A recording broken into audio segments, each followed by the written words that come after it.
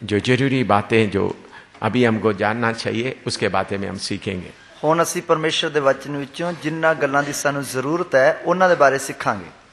पवित्र आत्मा मुझे मजबूर कर रहा है, इसलिए इस बात के लिए आपका सवाल पूछने का समय इकट्ठ करके ये बात सिखाने जा रहे हैं। ਪਵਿੱਤਰ ਆਤਮਾ ਮੈਨੂੰ ਮਜਬੂਰ ਕਰ ਰਿਹਾ ਹੈ, ਇਸ ਲਈ ਤੁਹਾਡੇ ਸਵਾਲਾਂ ਦਾ ਟਾਈਮ ਕੱਟ ਕਰਕੇ ਤੁਹਾਨੂੰ ਸਿਖਾਉਣ ਜਾ ਰਿਹਾ ਹਾਂ। मत्ती सुसमाचार 24वां अध्याय उसका 3रा पद पढ़िएगा। मत्ती ਦੀ ਅੰਜੀਲ ਉਸ ਦਾ 24 ਅਧਿਆय ਉਸ ਦੀ 3ਰੀ ਆਇਤ। मत्ती 24 का 3री आयत। मत्ती ਦੀ ਅੰਜੀਲ ਉਸ ਦਾ 24 अध्याय ਉਸ ਦੀ 3री आयत। और जब वह जैतून पहाड़ पर बैठा था तो चेलों ने अलग उसके पास आकर कहा, हमसे कह कि ये बातें कब होंगी और तेरे आने का और जगत के अंत का क्या चिन्ह होगा। ਜਦੋਂ ਜੈਤੂਨ ਦੇ ਪਹਾੜ ਉੱਤੇ ਬੈਠਾ ਹੋਇਆ ਸੀ, ਉਸ ਦੇ ਚੇਲੇ ਉਸ ਦੇ ਕੋਲ ਵੱਖਰੇ ਹੋ ਕੇ ਆਏ ਅਤੇ ਪੁੱਛਿਆ, ਸਾਨੂੰ ਦੱਸ ਜੋ ਇਹ ਗੱਲਾਂ ਕਦ ਹੋਣਗੀਆਂ ਅਤੇ ਤੇਰੇ ਆਉਣ ਔਰ ਯੁੱਗ ਦੇ ਅੰਤ ਦਾ ਕੀ ਲੱਛਣ ਹੋਊ। आइए हम प्रार्थना करें। आइए ਅਸੀਂ प्रार्थना करिए। पिता परमेश्वर, आपका समय नजदीक आया है। पिता परमेश्वर, तेरा समा लागे आया है। पवित्र आत्मा, जरूरी बातें आपके चुने हुए लोगों को आप समझा दे। पवित्र आत्मा, जरूरी गल्लां तेरे चुने हुए लोगों को आप समझा दो। प्रभु यीशु मसीह के पवित्र नाम से मांगते हैं। प्रभु यीशु मसीह के पवित्र नाम विच मांगते हैं। आमीन आमीन। इधर में प्रभु यीशु मसीह से अपना चेले लोग 3 सवाल पूछते हैं। इधर प्रभु यीशु मसीह तो उसके चेले 3 सवाल पूछते हैं। हाँ, दोबारा पढ़िएगा। मत्ती 24 का 3। मत्ती 24 की 3 आयत दोबारा पढ़िए। और जब वह जैतून पहाड़ पर बैठा था तो चेलों ने अलग उसके पास आकर कहा, हमसे कह कि ये बातें कब होंगी। ये बातें कब होंगे। ये गल्लां कदों होणगियां। दूसरा, और तेरे आने का और जगत के अंत का क्या चिन्ह होगा। तेरे आने का चिन्ह क्या होगा, जगत का अंत का चिन्ह क्या होगा।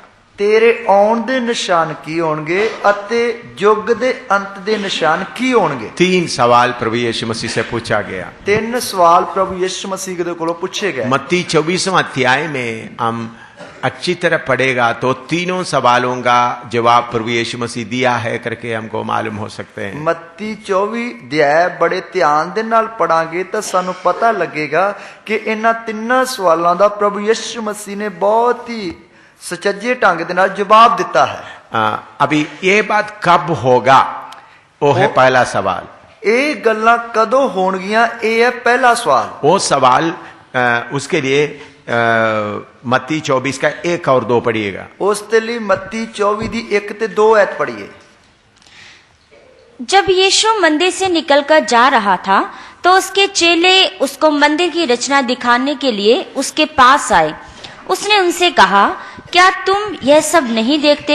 मैं तुमसे सच कहता हूँ, यहाँ पत्थर पर पत्थर भी ना छूटेगा जो ढाया ना जाएगा।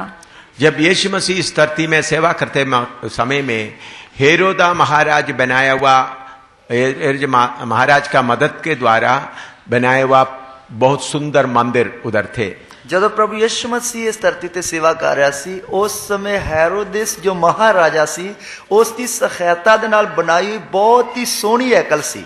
वो मंदिर बनाने के लिए 46 साल का समय लिया।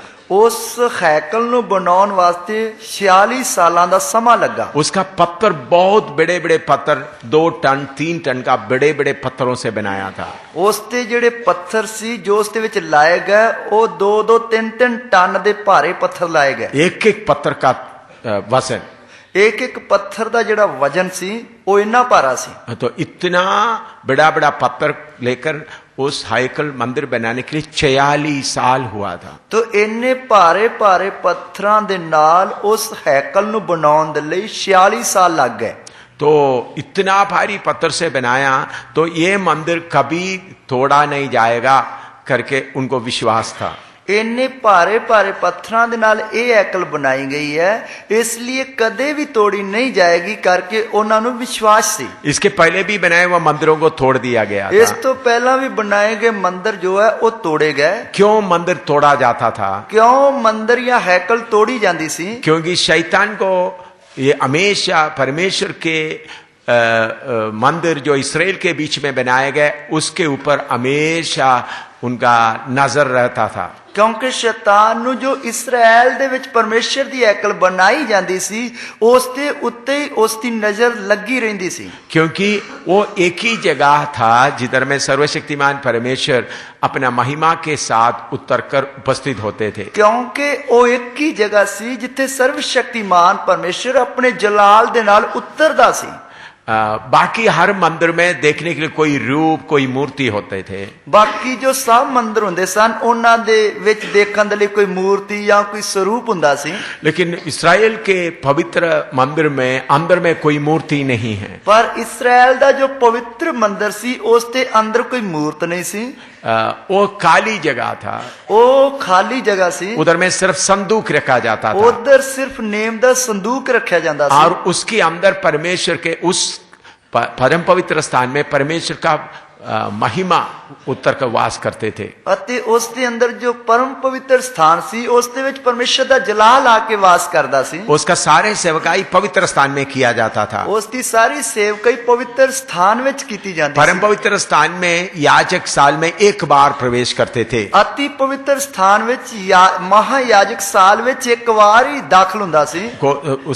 उसके बाद में या उसके आगे पीछे उसका सफाई करने के लिए कोई अंदर नहीं जाते थे। उस तो बाद या पहला या बाद कोई उसके अंदर सफाई करने वास्ते भी नहीं जाता सी। हाँ, साल में एक बार जाते समय में भी सारे इस्राएली कौम बाहर खड़े हो जाते थे। साल विच एक बार भी जाते वक्त सारी इस्राएल कौम बाहर खड़ी रहती सी। सारे याजक लोग भी बाहर खड़े रहते थे। सारे याजक लोग भी बाहर खड़े रहते। सब लोग खामोशी से इंतजार करते हैं। सारे लोग बहुत ही खामोश होकर इंतजार करते। याजक के एक हाथ में धूप रहता था, याजक दे एक हाथ विच धूप हुंदी सी, दूसरे हाथ में मेमने का लहू जो उन इस्राएल के सारे पापों के लिए, दूसरे हाथ विच लेले दा लहू जो इस्राएल दे सारे पापां दे लई है।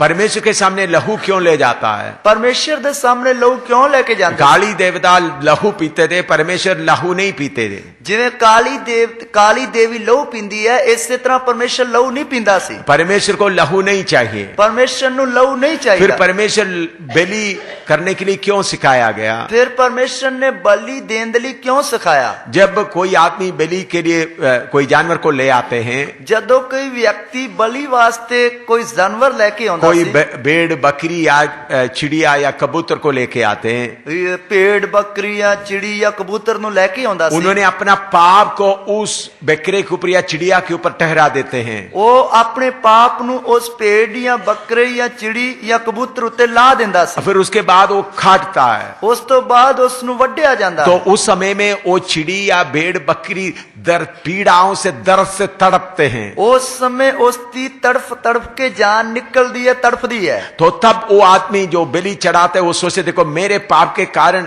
ये अनजाने जानवर मारा जा रहा है। उस समय जिस व्यक्ति ने पाप किया वो इस गल नु देखदा सी कि मेरे पाप दे कारण अनजान जानवर नु कट्टिया जा रहा है। पाप कितना भयानक है, पाप कितना भयानक है। पाप के लिए जरूर कीमत देना है, पाप दे लिए जरूर मुल देना है।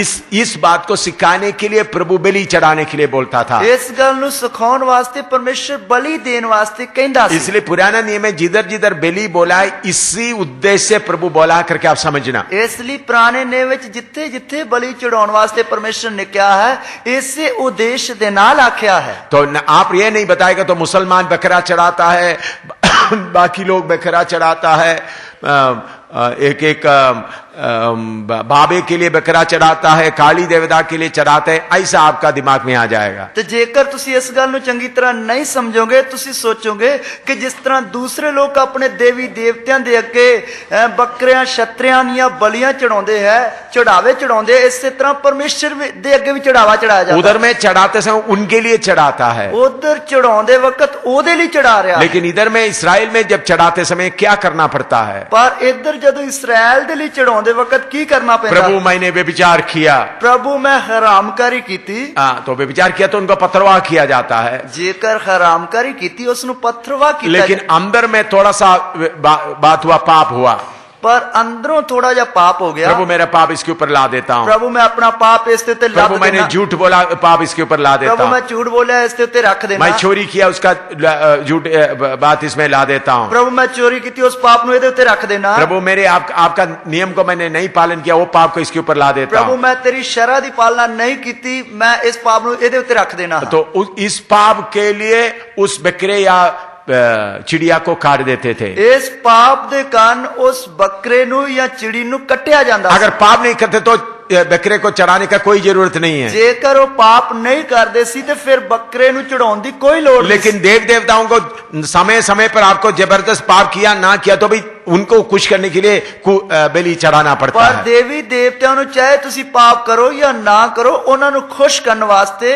जबरदस्ती उन्हां दे अगे बकरियां छतरियां दी बलियां देनियां पैंदियां। तो इसलिए हमारा परमेश्वर खून पीने वाला करके कभी नहीं सोचना। इसलिए साडा परमेश्वर खून पीन वाला करके कदे नहीं सोचना। उन्होंने आखिरी में अपना बेटे को बलि चढ़ाया। उन्हें आखिर विच अपने इकलौते पुत्र दी बलि चढ़ाई। यीशु को क्रूस पर बलि चढ़ाया। यीशु नु सलीब उत्ते बलि कीता। जब यीशु का बलि हो गया उसके बाद हम बलि नहीं चढ़ाता। जब यीशु दी बलि होगी इस तो बाद असी बलि नहीं चढ़ाते। इसलिए हमेशा ये याद रखें, पुराना नियम में बलि चढ़ाने करके बात बताया, उसका मतलब यह है कि हमारा पाप के बदले में बलि होते थे। तो इसलिए हमेशा इस गल नूं चेते रखना, पुराने नियम में जिथे जिथे बलियां चढ़ाईयां गईयां हन सिर्फ इसलिए कि उन्हां दे पाप नूं याद दिलाउण वास्ते कि वो कितना भयानक है। तो याजक के हाथ में खून रहता है, याजक दे हाथ विच लहू रहिंदा है। सारे इस्राएल के लिए जितना पाप किया, अगर कोई पाप आपने छुपा हुआ उस पाप के लिए एक हाथ में खून रहता है, बकरे का खून रहता है। सारे इस्राएल ने जो पाप किया है उस दे लई एक हाथ विच लहू दा कटोरा है और दूसरे हाथ में धूप रहता है। दूसरे हाथ विच धूप रहिंदी है। वो धूप हमारा प्रार्थना है करके पहले आपको समझाया गया। वो धूप साडी प्रार्थना है करके पहले ही तुहानू दस्या है। आत्मा की आराधना का किताब में उसके बारे में आप पढ़े होंगे। आत्मा दी जो आराधना दी किताब उसते विच तुसी पढ़िया होवेगा। उसमें ये बातें विवरण करके बताया हुआ, उसते विच ये गल्लां खोल के दसियां हन। तो जब अंदर जाते समय में याजक के कमर में एक सोने का रस्सी बांधा जाता था। तो जब याजक अंदर जांदा सी ते याजक दे लक दे नाल सोने दी रस्सी बनी जाती, क्योंकि अचानक याचक मर के गिर पड़ा तो उनको अंदर जाकर ले नहीं सकता, इस खींच के बाहर ले आने के लिए वो रस्सी बांधा जाता था। क्योंकि जेकर याजक अंदर जाते वक्त अचानक मर के डिग पिया ते अंदर जाके ओदी लाश नहीं लिया सकते हैं, इसलिए उस रस्सी नाल बाहर खिंच लेते। इतना डर के साथ इस्राएल उसका आराधना करते थे, इसलिए इन्ने डर दे नाल इस्राएल उसकी आराधना करता। जब तक याजक वापस नहीं आता सब खामोशी से मंदिर के बाहर खड़ा रहते थे। जितनी देर तक याजक वापस नहीं आंदा सी उतनी देर तक सब खामोश होके बाहर खड़े रहते। जब याजक वापस आ गया लोगों को तसलियत, 1 साल का हमारा पाप होगा प्रभु ने माफ कर दिया है। जब याजक वापस आ जांदा सी तां लोकां नूं थोड़ा संतुष्टि हो जाती सी कि एक पापां दा जिहड़ा हिसाब किताब वो खत्म हो गया। लेकिन प्रभु उस वक्त माफ नहीं करता था, उस पाप को ढांप देते थे। उस समय परमेश्वर माफ नहीं करता सी, उस पाप नु ढक देंदा सी। कैसा ढांप देते थे? किस तरह ढक देंदा सी? चलो अभी ये मेज में ये चीज पड़ा हुआ है, मान लो मेज ते ये चीज पई हुई है, ये कर्चीफ के साथ मैं इसको ढांप देते हैं, रुमाल दे नाल मैं इसनु ढक देना हां। लेकिन वो कर्चीफ उसके नीचे वो घड़ी उधर पड़ा है, उसते थल्ले घड़ी पई हुई है। तो ढांपने का मतलब प्रभु अभी उसके ऊपर उस पाप के ऊपर नहीं देख रहा है। तो ढकन का मतलब प्रभु हुण उस पाप नु नहीं देख रहा, तो अगले साल भी करना पड़ता है, फिर अगले साल भी करना पड़ता। लेकिन जब यीशु मसीह क्रूस पर जान दिया है, पर जब यीशु मसीह ने सलीब उत्ते जान दे दी, पूरा पाप मिटाया जाता है, पूरा पाप मिटाया जाता है। जब हम यीशु मसीह के पास आते वक्त अभी पाप को ढांपा नहीं जाता, पाप को मिटाया जाता है। हुण जद असीं यीशु मसीह दे कोल आउणे आ, पाप ढके नहीं जाते, सगों के पूरे मिटाए जाते हैं। लगातार परमेश्वर का उपस्थिति इस्राएल के मंदिर में होते थे, लगातार परमेश्वर की मौजूदगी इस्राएल दी हैकल विच रहिंदी सी। लेकिन इस्राएल अपना अलगदाई जब छोड़ दिया, पर इस्राएल ने अपनी अलगताई छड्ड दित्ती, परमेश्वर उनको भी छोड़ दिया, परमेश्वर ने उन्हां नूं भी छड्ड दित्ता, उनका उपस्थिति भी उधर से हट गया, परमेश्वर दी हजूरी भी उधरों हट गई। जब परमेश्वर की उपस्थिति से हट जाता है, जब परमेश्वर दी हजूरी उधरों हट गई, शैतान एकदम उसके ऊपर हमला करने के लिए कोशिश करता है। शैतान एकदम उसते ते हमला करने की कोशिश कर रहा जब है। तक परमेश्वर की उपस्थिति है, शैतान नजदीक नहीं आ सकता। जब तक परमेश्वर की उपस्थिति है, उन्नी देर तक शैतान लागे भी नहीं आ सकता। जब परमेश्वर की उपस्थिति हट जाता है, जब परमेश्वर की हजूरी हट जाती है, तो एकदम शैतान उसके ऊपर हमला करने के लिए आता है। एकदम शैतान उसते उत्ते हमला करने वास्ते आउंदा। क्यों हमला करने के लिए आता है? क्यों हमला करने वास्ते आउंदा है? ताकि दोबारा उधर में मंदिर ना बने, ताकि दोबारा उधर मंदिर या हैकल ना बने। इसलिए कई बार मंदिर तोड़ा गया, इसलिए कई बार हैकल ढाई गई। तो हेरोदोस महाराजा के मदद के साथ बड़े बड़े पत्थर से अभी बनाने का प्लान बनाया। हेरोदेस महाराजा दी सहायता दे नाल वड्डे वड्डे पत्थरां दे नाल इस हैकल नु बनाया गया। इतिहास लिखने वाला लिखा है 2 टन 3 टन एक एक पत्थर होते थे। इतिहास लिखण वाले ने लिखिया कि एक एक जेड़ा पत्थर सी 2 या 3 टन दा भारा हुंदा सी। वो बड़ा चौड़ा, ऐसा बड़ा चौड़ा दीवार था, और वो बहुत ही चौड़ी कंध सी। प्रभु यीशु मसीह क्या कहता है? प्रभु यीशु मसीह की कहता है, पत्थर के ऊपर पत्थर नहीं रहेगा, ऐसा इसको नाश किया जाएगा। प्रभु कहता पत्थर दे नाल पत्थर नहीं रहेगा, वो सब वक्खो वक् कीते जाणगे। इस्राएली लोग, यहूदी लोग इस मंदिर के ऊपर बहुत घमंड करते थे, इस्राएली लोग, यहूदी लोग इस मंदिर दे ते बहुत मान या घमंड करते थे। लेकिन यीशु कह रहा है, पर यीशु मसीह कह रहा है, ऐसा समय आ रहा है, एहो जा समा आ रहा है, पत्थर के ऊपर पत्थर नहीं रहेगा, पत्थर दे नाल पत्थर नहीं रहेगा। तो इसलिए चेले लोग, वो कब होगा? इसलिए चेले पूछते, प्रभु जी ये गल्लां कदों होणगियां? प्रभु यीशु ने उसके बारे में जवाब दिया। प्रभु यीशु मसीह ने उसके लिए उत्तर दिता, AD 70 में एक घटना हुआ। ईस्वी सन 70 विच एक घटना वापर गई। करीबन यीशु मसीह इस दुनिया छोड़कर जाने के करीबन 40 साल के बाद एक घटना हुआ। लगभग यीशु मसीह इस दुनिया नु छड्ड के 37 साल के बाद, लगभग यीशु मसीह इस दुनिया नु छड्ड के जान तो बाद लगभग 37 सालां दे बाद एक घटना वापर गई। AD 70 में हुआ। ईस्वी सन 70 विच होया। तीतोस, रोमी हुकूमत तीतोस आकर उसके ऊपर हमला किया। रोमी साम्राज्य दा जो तीतस सी, उसने आके इस ते हमला कीता, तो मंदिर को जलाया, मंदिर नु अग ला दी। मंदिर के बड़े पत्थर के अंदर में सोने मांडे हुए थे। मंदिर दे जेड़े अंदर वड्डे वड्डे पत्थर लगे हुए सी, उस ते सोना मड़िया होया सी। तो जब मंदिर को आग लगा दिया, जब मंदिर नु अग ला दी गई, उस वक्त परमेश्वर की उपस्थिति उसके अंदर नहीं था। उस समय परमेश्वर दी हजूरी उस विच नहीं सी। इसराइल पाप किए थे, इसराइल ने पाप कीता। जब यीशु मसीह आया उस वक्त भी मंदिर में परमेश्वर की उपस्थिति नहीं था। जिस समय यीशु मसीह भी इस दुनिया में आया, उस समय मंदिर में परमेश्वर दी भीड़ मौजूदगी के नहीं सी। भीड़ आते थे, भीड़ा दियां भीड़ा होंदियां सन। आजकल बहुत कलीसिया है, आजकल बहुत सारियां कलीसियां वहां, उधर में प्रभु नहीं है, उधर प्रभु नहीं है। भीड़ के भीड़ आते हैं, भीड़ा दियां भीड़ा होंदियां, मेला चलाते रहता है। मेला लगदा रहंदा है। आप देखेंगे अप्रैल महीना में दरिवाल में मनीर का बड़ा मेला होगा।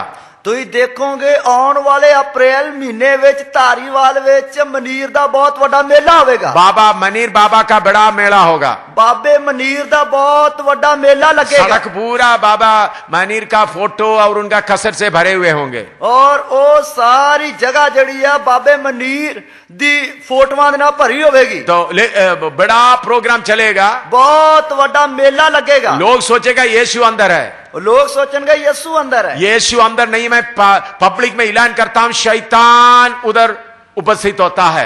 यीशु उथे नहीं है। मैं शरेआम ऐलान करदा हां कि शैतान उथे हाजिर हुंदा है। बाबा मनीर के मेला में 4 दिन का 5 दिन का मेला में प्रभु या पवित्र आत्मा उधर नहीं होता, दुष्ट आत्मा होता है, प्रभु के जैसा एक्टिंग करता है। तो बाबा मनीर जो है उसते 4-5 दिनों के मेले विच प्रभु यीशु मसीह नहीं हुंदा है, दुष्ट शक्तियां हुंदियां हन।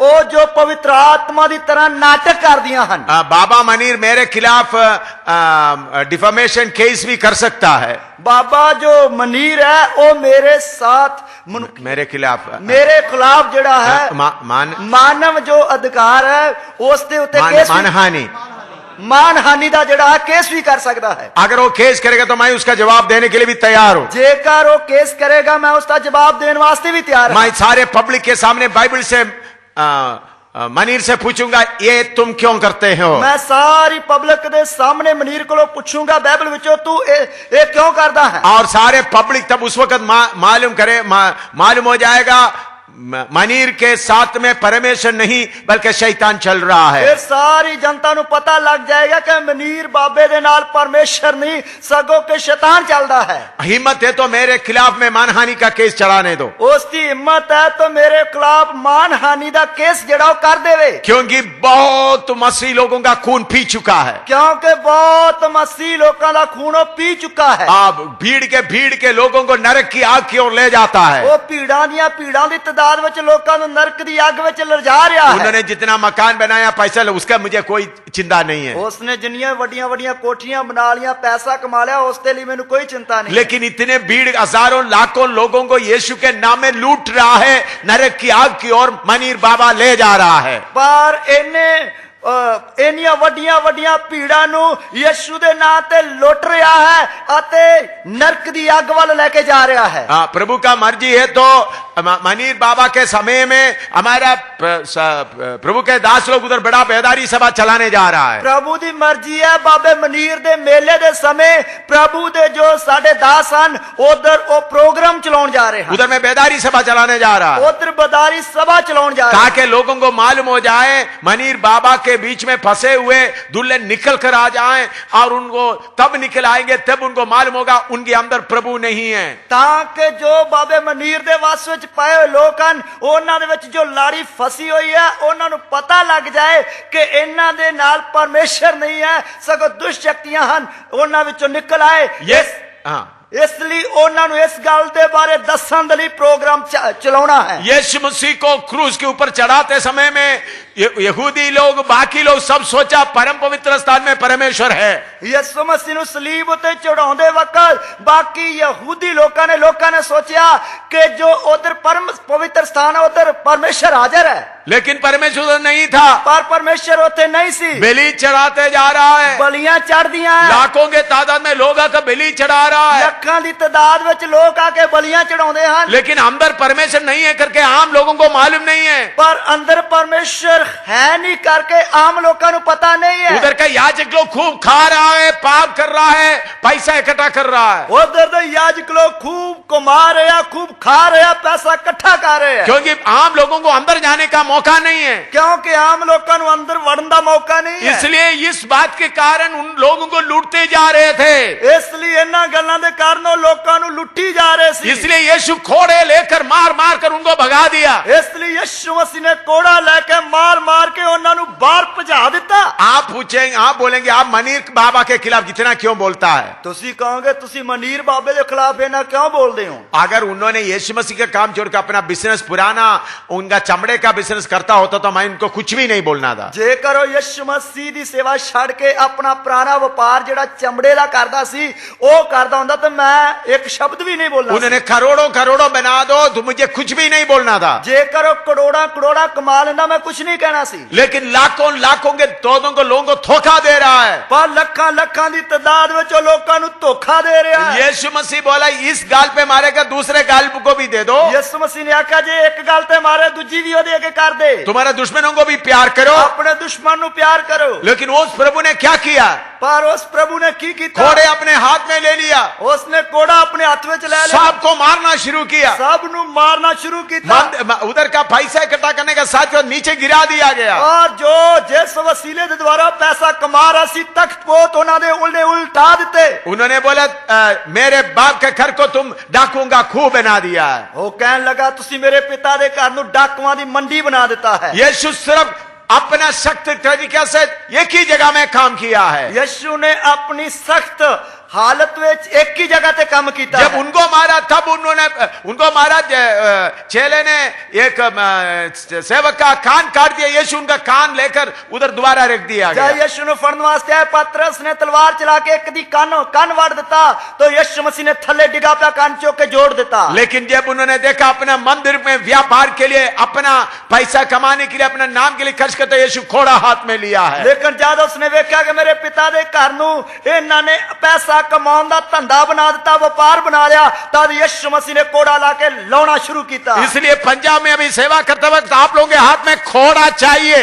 इसलिए पंजाब में सेवा करते वक्त तुहाडे हाथ विच कोड़ा चाहिदा है। तब भी ये धोखा लोगों को मालूम हो जाएगा, तां इस धोखे दे बारे लोकां नूं पता लगेगा, क्योंकि उन लोगों को नरक की आग की ओर ले जा रहा है। क्योंकि वो लोकां नूं नरक दी आग वाल लेके जा रहे हैं। अनजान लोगों को नरक की आग की ओर ले जा रहा है। भोले भाले लोकां नूं वो नरक दी आग वाल लेके जा रहे हैं। इसलिए आपको दर्द हो तो आप घोड़ा हाथ में लेना है। इसलिए जेकर तुहानूं दर्द या पीड़ है, कोड़ा हाथ विच लेना है। अगर अपने आप को आप इज्जत देना चाहते, मनीर बाबा मुझे क्या बोलेगा, मेरा रिश्तेदार क्या बोलेगा, तो आप चुप रहे, आप सजा ले ले। जेकर तुसी अपनी इज्जत दे लई कि बाबे मनीर नूं जाके इंज कहांगे, ओदे खिलाफ इंज बोलांगे ते ओ मैनू की आखेगा, तो फिर तुसी चुप ही रहना अपनी इज्जत बचाउण वास्ते। आप सजा ले लेना, फिर सजा ले लेना। इन वचनों को बोलेगा एम शामिल जो केरला में रहने वाला पंजाब के सेवकों को यह जिम्मेवारी दे दिया, फिर भी वो नहीं किया, सजा आपको मिलेगा। तो एम सामोल जो केरला दा रहन वाला, उन्हें पंजाब के सेवकां नूं जिम्मेवारी देती थी, फिर भी उन्होंने एक काम नहीं किया, तो सजा ले लेना।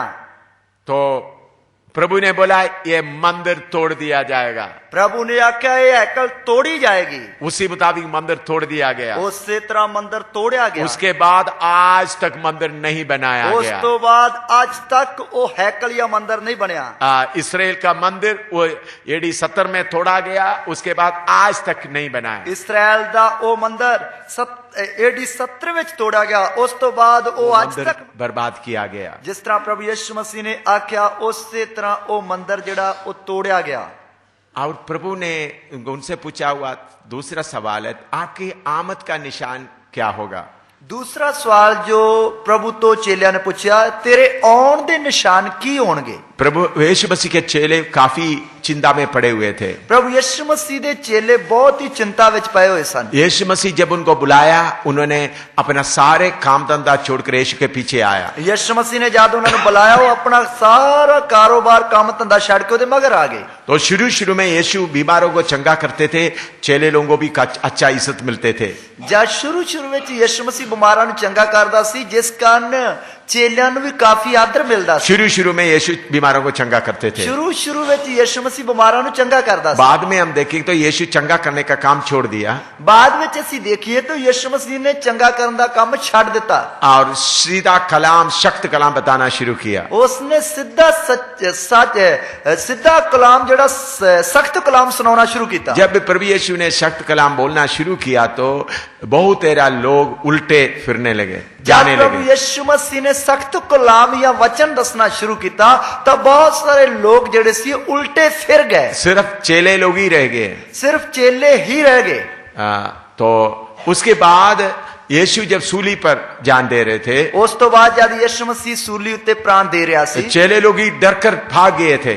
चेले भी डर के भज गए सन। तो उन्होंने सोचा, चेले लोगों ने सोचा, चेलिया ने सोचा, हम यीशु के पीछे आने के कारण हमारा काम धंधा सब खत्म हो गया कि असी यीशु मसीह के पीछे आने के कारण साडा कारोबार काम धंधा सब ठप हो गया। सारे रिश्तेदार बरादरी खिलाफ हो गए, सारी प्रॉपर्टी बरादरी खिलाफ हो गई। तो कम से कम यीशु तो हमारे पास है, कट्टो कट यीशु मसीह तो साडे कोल है। यीशु ने बोला मैं सूली पर जान दूंगा, मैं स्वर्ग में चले जाऊंगा करके बोल दिया।